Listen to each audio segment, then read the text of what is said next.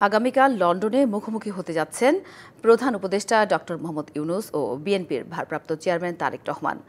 রাজনৈতিক অস্থিরতার এই সময়ে এমন একটি বৈঠককে ঘিরে দারুণ আশাবাদী প্রবাসী বাংলাদেশিরা। অন্তর্বর্তী সরকারের প্রধান উপদেষ্টা ডক্টর মোহাম্মদ ইউনূসের যুক্তরাজ্য সফর দেশের রাজনীতিতে যুক্ত করেছে নতুন মাত্রা। বিএনপির ভারপ্রাপ্ত চেয়ারম্যান তারেক রহমানের সঙ্গে আলোচনায় বসছেন তিনি। বর্তমান রাজনৈতিক প্রেক্ষাপটে সবচেয়ে গুরুত্বপূর্ণ এই দুজনের বহু প্রতীক্ষিত এই বৈঠক ঘিরে চলছে নানা জল্পনা কল্পনা। দেশ বিদেশ জুড়েই এখন এটি হট টপিক। শুক্রবার সেন্ট্রাল লন্ডনের ডরচেস্টার হোটেলে সকাল ৯টা থেকে ২ ঘণ্টাব্যাপী এই বৈঠক অনুষ্ঠিত হবে।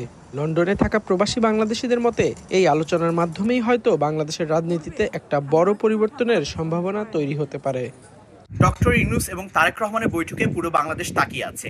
তাদের এই দুজনের বৈঠকের ফলে নির্বাচন নিয়ে যে সমস্যা অন্তর্বর্তী সরকার ও বিএনপি, সেই সমস্যা আশা করি কেটে আসবে। বৈঠকের মাধ্যমে অনেক কিছু সমাধান হবে।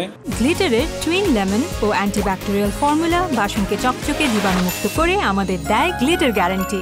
বৈঠক নিয়ে শুধু সাধারণ প্রবাসীরাই নয়, আশাবাদী রাজনৈতিক অঙ্গনের নেতৃবৃন্দও। তাদের মতে নির্বাচন নিয়ে সংকট মোকাবেলায় এটি হতে পারে একটি ঐতিহাসিক মুহূর্ত।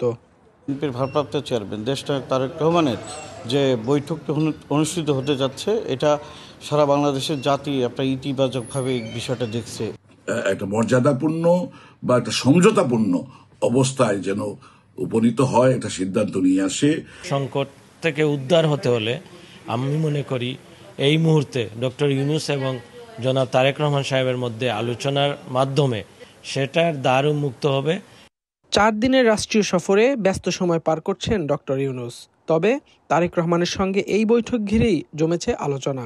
প্রবাসী বাংলাদেশিদের চোখে এই সাক্ষাৎ শুধুই রাজনৈতিক অংশ নয়, এর মাধ্যমে তাদের প্রত্যাশার প্রতিফলন ঘটবে বলেই আশাবাদী তারা।